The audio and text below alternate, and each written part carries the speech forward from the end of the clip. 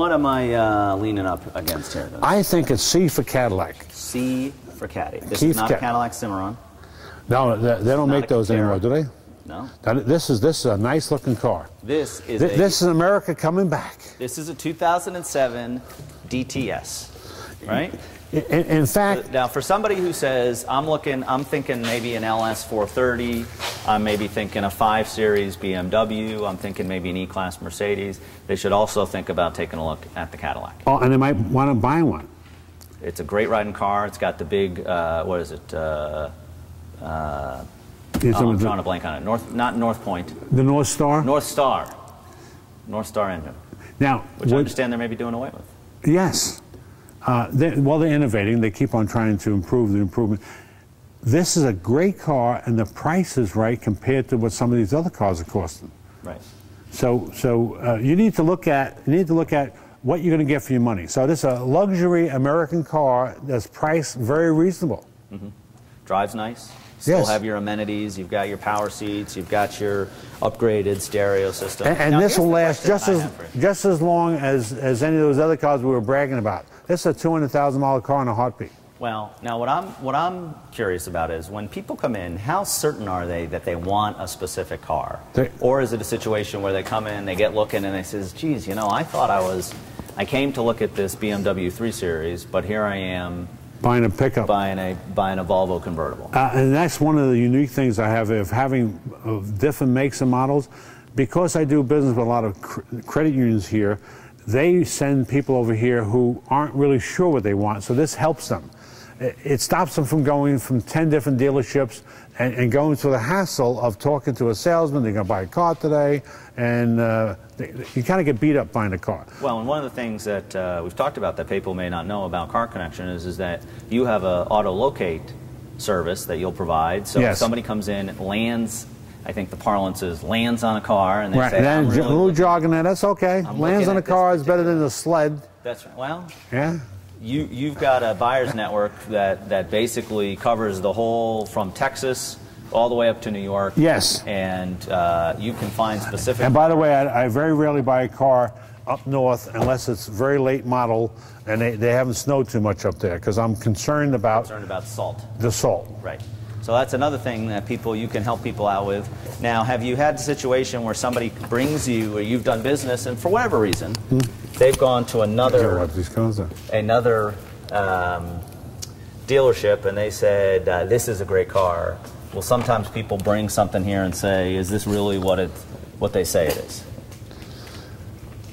In other words, they're going to bring me a car that they might buy from someone else? For whatever reason. They've had, they've had a relationship with you. They thought. Well, I have in the past have taken people and taken the car and put it up on the lift and go over the car for them. They can take it someplace else and get charged for it. I'm willing to just look at the car and give them an overview of the car, give my opinion, and we should check a Carfax in the car just to make sure it wasn't cut in half and glued back together. Sure. But if I put it up on the lift, I can tell if it has and it hasn't. And if it's a good car and it's a good price, they should buy it.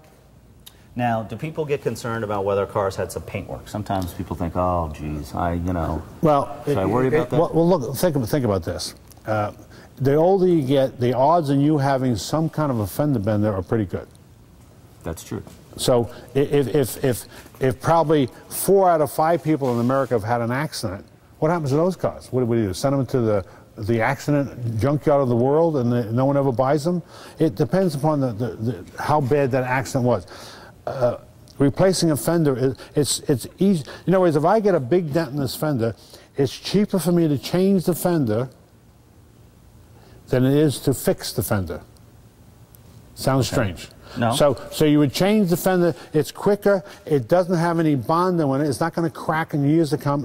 It's a real fender, and now you have to get a good paint man to paint. But there's nothing wrong with it. Didn't hurt the car. The frame wasn't hurt. Right. That's the major thing.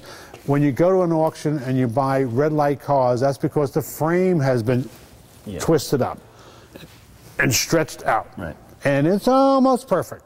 That's why the door doesn't really close right? In this case, no frame damage, just change the fender. That's minor. See, you shouldn't worry about that. What you want to do is look at the color, make sure it's okay. And in our case, if we had a car that had a damage like that, we would let you know. I got you.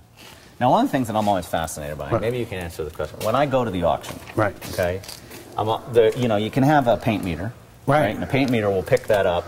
If you were just looking at a car, you put the meter down, it reads the number. You put the number down here. If there's a great variation, you think, okay, something's not right. Right. But a lot of the guys, they don't carry paint meters. They have these two things. No, what they're doing is they're going like this. They do this. Yeah. What is that about? Well, what happens is that when you paint this hood, if you had to paint this hood, the paint looks great here, but the edge is rough. So they're feeling for a rough edge. I see. See, and then they open the door. You notice they open the door and they go like this, and what they're looking for, and this happens to have a rubber, but if it didn't have this rubber piece right here, they're looking for a rough edge from here to here. This is factory smooth, and if this door was painted, there'll be some overspray on here that you can see and you can feel is not as very smooth. So that's the idea. That's why they're doing that. See, that's from the old school. The new school is to walk around with a paint meter, and cars, factory paint is about 5.5 mils, no matter who makes the car. And when it has 8 mils, 9 mils, that doesn't sound like it's good. It's actually not good. It's just that the painter wasn't an expert. He wasn't a robot painting, and he put on more paint than was necessary. Well, and I'll confess to you that there have been times when I thought, this car looks fantastic. And I'll put the meter on it, and it'll say 5.5, 5.5. And then you put it up here on the hood, 14.9. Too heavy. And it's too thick. Yeah, and you just go, wow, I never would have known. And that could cause a problem years to come, especially on the hood, because of the heat. That paint will crack. It will get like spider webbing. Yeah. And that's because the guy who painted the hood, he did a good job, except they put on too thick. Too much. Too much, as they say. All right, let's...